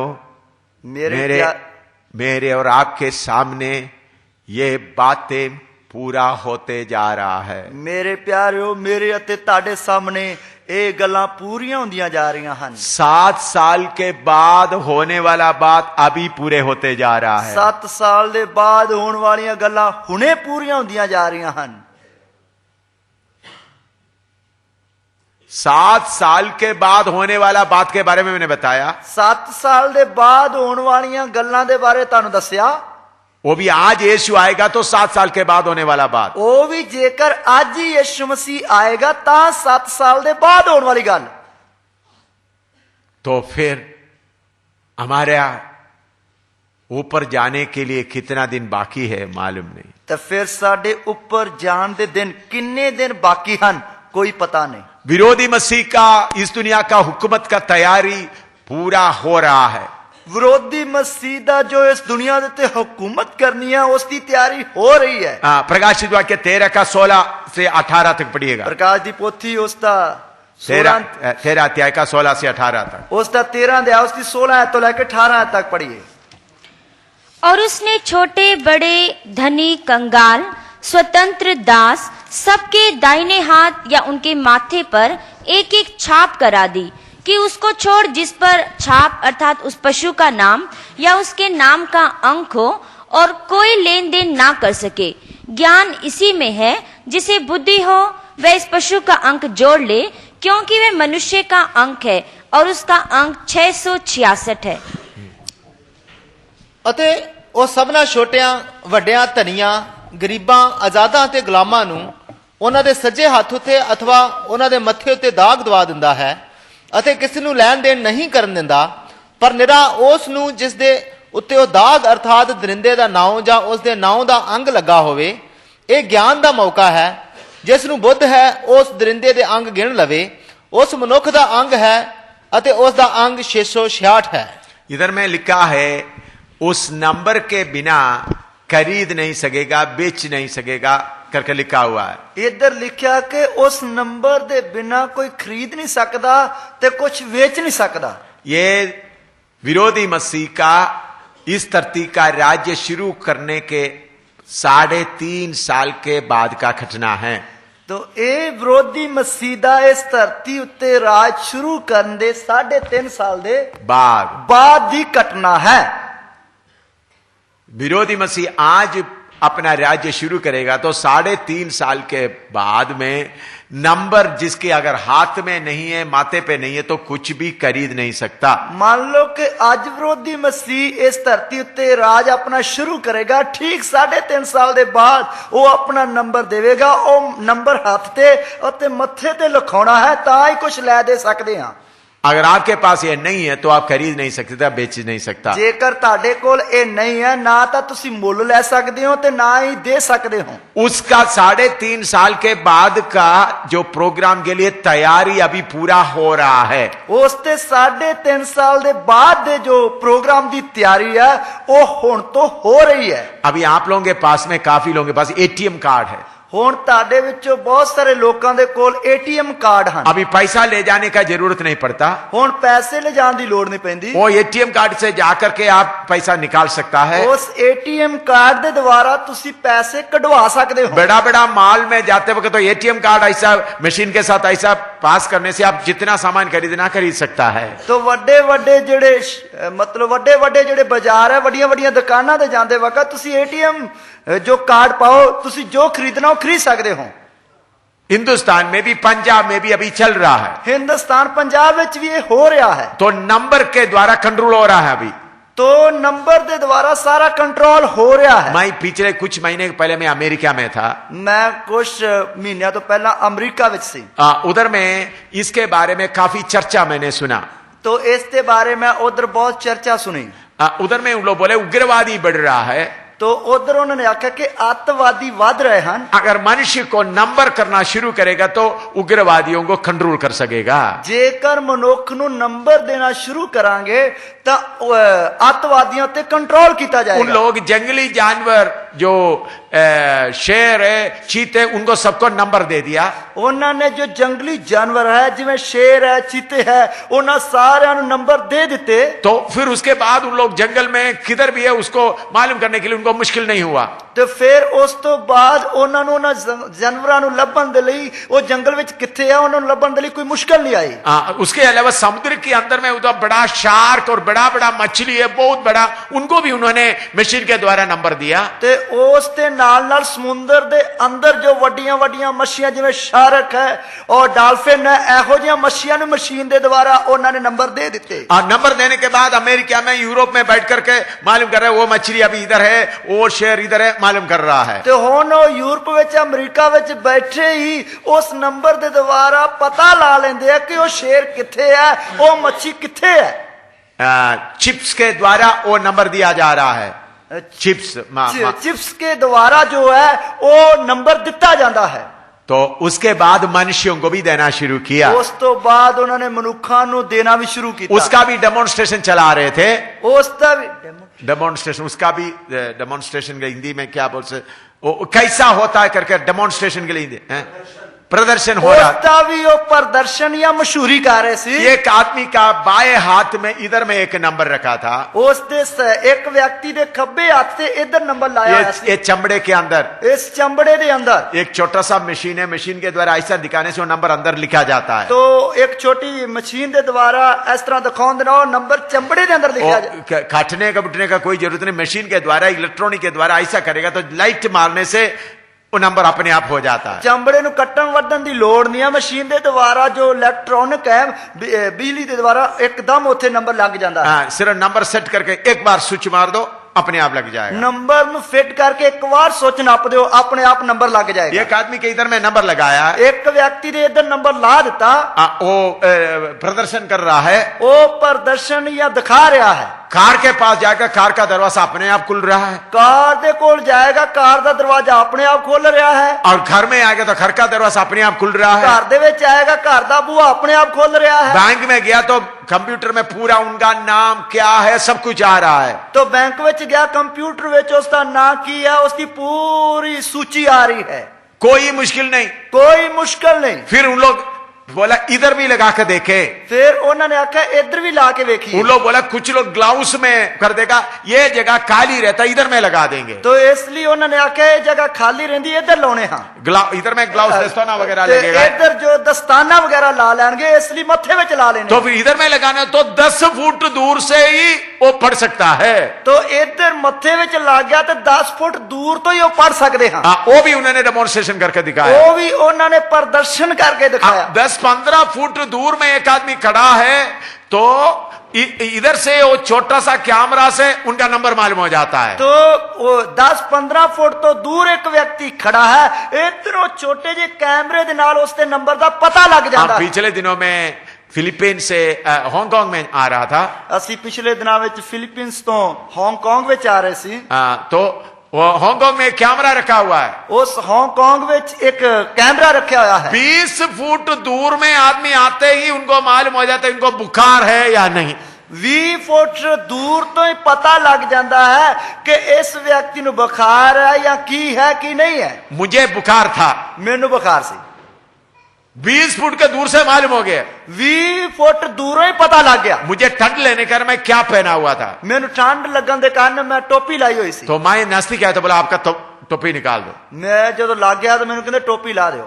तो उन्होंने बोला हाँ, फिर उनको मालूम हो गया उनके मेरे अंदर वो बुखार नहीं जिस बुखार के बारे में वो चिंता कर रहे थे। तो जदों उन्होंने वेख्या तो उन्होंने पता लग गया कि इसके अंदर वो बुखार नहीं है जिस बुखार की असी चिंता करते हैं। सो सीक्रेट में कैमरा लगा हुआ है, गुप्त विच कैमरा लगा हुआ है। उधर से 20 फुट से मालूम कर रहा है। 20 फुट दूरों इस गल का पता ला रहे हैं। यहां तक अभी पूरा हो चुका है। इतों तक ये पूरा हो चुका है। अभी ये उग्रवादियों को नंबर आएगा तो सबको कंट्रोल कर सकता है। हुण अतवादियों का नंबर आएगा तो सारे वस विच कर सकते। अभी इधर में बैठे हुए सबको नंबर दिया जाए, मान लो कि इधर सारे बैठे नंबर दिते जान। चंडीगढ़ में बैठकर मालूम कर सकते आप किधर बैठे हुए हैं। चंडीगढ़ विच बैठे ही ताड़ा पता ला सकते कि तुसी किथे बैठे हुए हो। समझ में आ रहा है? समझ विच आ रहा है। ये प्रोग्राम आरंभ हो गया। ये प्रोग्राम जड़ा शुरू हो गया। अभी उसका ट्रायल रन काफी अच्छी तरह से चल रहा है। हुण इसका ट्रायल रन जड़ा है वो पूरी तरह चल रहा है। एटीएम कार्ड भी चोरी हो जाता है। एटीएम कार्ड भी चोरी हो जाता है। इसलिए उन लोग बोला माथे पर नंबर लगाना ही एक ही अच्छा मार्ग है। इसलिए उन्होंने आख्या कि मत्थे विच नंबर लाना ही सब तो वधिया तरीका है। मैं कोई माँ का कहानी नहीं बोल रहा हूँ, मैं कोई बुढ़ी माँ की कहानी नहीं दस रहा। अगर कोई साइंसदान इधर बैठे हैं या अच्छी तरह अखबार पढ़ने वाला बैठे वो बोलेगा ये ठीक बोल रहा है। जेकर इधर कोई वैज्ञानिक या कोई पढ़ा लिखा अखबार पढ़ने वाला व्यक्ति बैठा होगा सुन के कहेगा बिल्कुल ठीक बोलता है। ये कब होने का, ये प्रोग्राम पक्का लागू कब होने का है? ये प्रोग्राम पक्का पूरी तरह कदों लागू होना है? यीशु मसीह गुप्त में आने की 3.5 साल के बाद। यीशु मसीह गुप्त विच आउण दे 3.5 साल तो बाद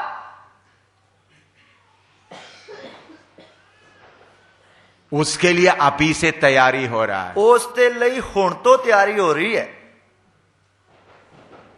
मेरे प्यारो, ਮੇਰੇ ਪਿਆਰਿਓ, यीशु की आमद के लिए जितना समय आप सोचते उतना समय नहीं है। ਮੇਰੇ ਪਿਆਰਿਓ, ਯਿਸੂ ਮਸੀਹ ਦੀ ਆਮਦ ਵਾਸਤੇ ਜਿੰਨਾ ਸਮਾਂ ਤੁਸੀਂ ਸੋਚਦੇ ਹੋ ਓਨਾ ਸਮਾਂ नहीं है। पिछले 1 महीने के अंदर में रूस में हुआ घटनाओं के बारे में मैं बताते जाएं, रात पर बताएगा तो भी पूरा नहीं होगा। ਪਿਛਲੇ ਹਫਤੇ 1 महीने में ਪਿਛਲੇ 1 ਮਹੀਨੇ ਵਿੱਚ ਜੋ ਰੂਸ ਵਿੱਚ ਘਟਨਾਵਾਂ ਵਾਪਰੀਆਂ ਹਨ ਉਹਨਾਂ ਨੂੰ ਇੱਕ ਇੱਕ ਕਰਕੇ ਦੱਸਿਆ ਜਾਏ ਤੇ ਪੂਰੀ ਰਾਤ ਵੀ ਦੱਸਦਾ ਰਹਾਂਗਾ ਤਾਂ ਵੀ ਉਹ ਖਤਮ ਨਹੀਂ ਹੋਣਗੀਆਂ। प्रेसिडेंट बुश पुतिन के साथ